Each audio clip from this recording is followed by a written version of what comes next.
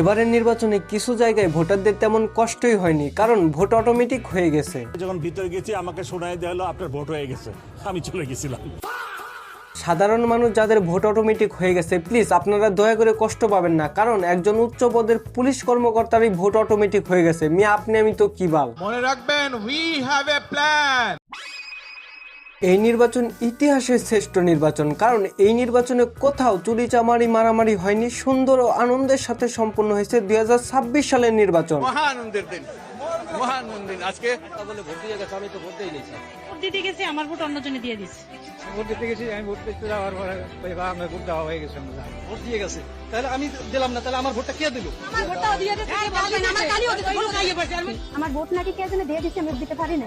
26 সালের ফেব্রুয়ারি মাসের 12 তারিখ আমাদের জন্য ছিল মহানন্দের দিন, কারণ এই দিনে আমরা আমাদের নতুন মালিক নির্বাচন করেছি। এবার আমাদের মালিক আমাদের যেভাবে খুশি সেভাবে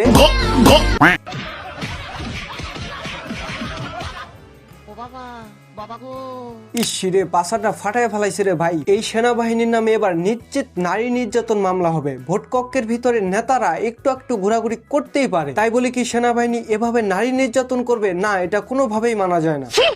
এদিকে মণিপুর উচ্চ বিদ্যালয়ের ভোট কক্ষের দরজার সামনে জামাতের পুলিং এজেন্টকে বসিয়ে রাখেন প্রিজাইডিং অফিসার।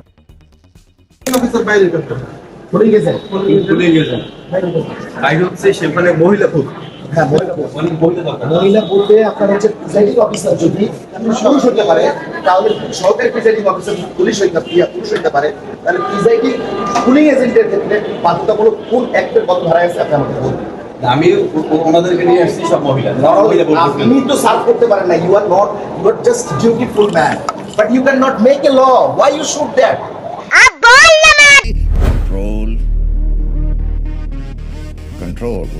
এখানে প্রিজাইডিং অফিসারের বক্তব্য কিছুটা এইরকম যে এটা মেয়েদের কক্ষ, ভিতরে শুধুই মেয়েরা থাকবে, কিন্তু ভোট কক্ষের ভিতরে সহকারী প্রিজাইডিং অফিসার আবার পুরুষ। জামাতের লোক পুরুষ হলে সমস্যা, আর নির্বাচন অফিসাররা পুরুষ হলে সমস্যা নাই কেন ভাই? নুনু কি খালি জামাতের লোকের আছে, আপনাদের নাই?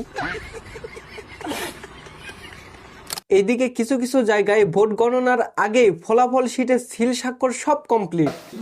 আপনি কতগুলোতে সিল দিয়ে রাখছেন? 600 পর্যন্ত আপনি সিল দিয়ে রাখছেন। আসলে ভাই ওনারা সবাই নতুন বিবাহিত লোক, তো বাসায় নতুন বউ জামাই রেখে আসছে, তাই যত দ্রুত সম্ভব কাজ শেষ করে বাসায় যেতে হবে, কারণ নতুন বিয়ের স্বাদ যদি আবার অন্য কেউ নিয়ে ফেলায়। তাই যে যার মতো দ্রুত সিল স্বাক্ষর কমপ্লিট করছেন, কাজটা দ্রুত করার চেষ্টা করছেন। দয়া করে কেউ এটাকে অনিয়ম দুর্নীতি মনে করবেন না। এদিকে আবার ককটেল বিস্ফোরণ করে পালানোর সময় ককটেল নেতার সাথে ফুটবল খেললেন সেনাবাহিনী।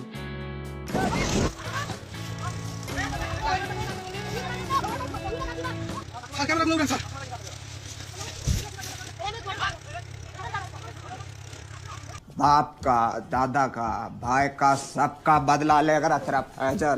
নির্বাচনে কে হারলো কে জিতলো এগুলো বড় বিষয় না, বড় বিষয় সাধারণ মানুষ কিন্তু ভালোই সুখে আছে। তবে আমরা এই সুখ শান্তি আগামী 5 বছর কতটা উপভোগ করতে পারবো তার কিছুটা আমাদের তারেক কাকা এবং তারেক কাকার সৈন্যবাহিনীর হাতে। মনে রাখবেন, উই হ্যাভ এ প্ল্যান।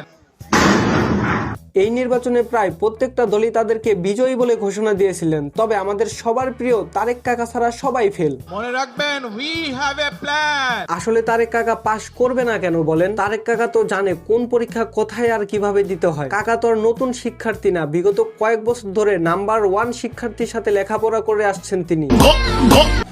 শুনলাম নির্বাচনে নাকি 42,779টি ভোট কেন্দ্র ছিল। এতগুলো ভোট কেন্দ্রে সব জায়গায় যে সুষ্ঠু এবং সুন্দর নির্বাচন হবে এমনটা আশা করা ঠিক না, অন্তত বাংলাদেশে না। কম বেশি সব দলই শেষরামি করে। যাই হোক, আমি ছোট করে একটা কথা বলি, আমি কোনো রাজনৈতিক বিশেষজ্ঞর বাংলা, দয়া করে আমার প্রত্যেকটি কথাই বিনোদন হিসাবে নিবেন। ভাই দেশ যেভাবে চলতেছে চলুক, বাদ দেন। আল্লাহর রাস্তায় খালি এইটা চেষ্টা করুন যে আপনি কিভাবে ভালো থাকবেন। আর হ্যাঁ, এখন হয়তো আপনার সামনে একটি থাম্বনেল শো করতেছে, আপনি চাইলে এখানে ক্লিক করে ভিডিওটি দেখে আসতে পারেন। ধন্যবাদ।